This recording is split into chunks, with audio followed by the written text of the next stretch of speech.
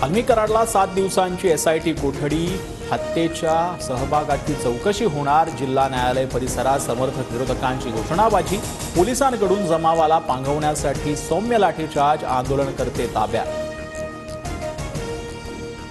आवादा कंपनीला मागितलेल्या खंडणीत संतोष देशमुखांचा अडथळा होता। कंपनीची बाजू घेत देशमुखांनी आव्हान दिलं होतं, म्हणून कराडसह इतर आरोपींनी देशमुखांची हत्या केली, सीआयडीचा मोठा दावा।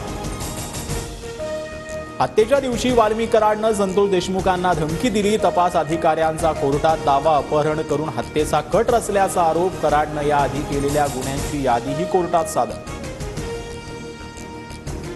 फडणवीसांच्या सरकारला डाग लावण्याचा प्रयत्न सुरू, जातीय दंगली घडवणाऱ्या धनंजय मुंडेंच्या टोळीला अजितदादांनी फडणवीसांनी थांबवावं, वाल्मी कराडला पोलीस कोठडी मिळाल्यानंतर जरांगेंची प्रतिक्रिया।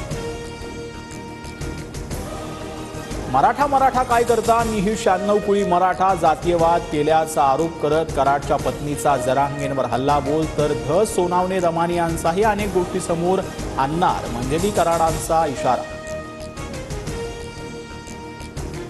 परळी आणि भीडमधील तणाव कमी करण्यासाठी गृहमंत्री देवेंद्र फडणवीसांसोबत चर्चा करणार, मंत्री पंकजा मुंडेंची प्रतिक्रिया। वाल्मी कराडवर मकोकाअंतर्गत कारवाई केल्यानंतर समर्थक आक्रमक, पांगरे ग्रामस्थांकडून परळी भीड रोडवरती टायर जाळून आंदोलन, तर मोबाईल टॉवरवर चढत समर्थकांची घोषणाबाजी, व्यापारी संघटनांकडून बेमुदत बंदची हाक। परभणी हिंसाचार प्रकरणी न्यायालयीन समिती गठीत, सोमनाथ सूर्यवंशींच्या मृत्यूची न्यायालयीन चौकशी होणार, निवृत्त न्यायमूर्ती VL आचाली यांच्या अध्यक्षतेखाली समिती। एकामेकांविषयी द्वेष भावना ठेवू नका, महायुतीतील पक्षांनी एकामेकांमध्ये समन्वय ठेवा, पंतप्रधान मोदींचा आमदारांना सल्ला, जनतेपर्यंत पोहोचून जनसंपर्क वाढवण्याचंही आवाहन।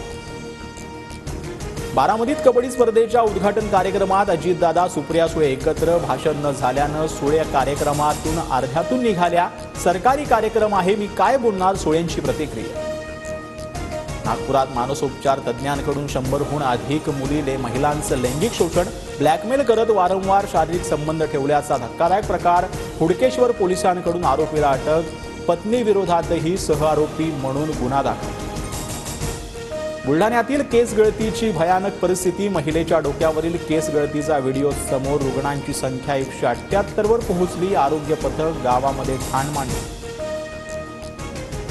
INS सुरत आणि निलगिरीसह वाक्षीर पाणबुडी सेवेत, पंतप्रधान मोदींच्या हस्ते मुंबई डॉकयार्डात अनावरण, गेल्या 3 वर्षात भारतीय नौदलात 4थी युद्धनौका दाखल। पंतप्रधान मोदींच्या हस्ते नवी मुंबईत इस्कॉन मंदिराचं लोकार्पण, आशियातील दुसरं सर्वात मोठं अशी मंदिराची ख्याती, मागील 12 वर्षांपासून निर्मितीचं काम सुरू होतं।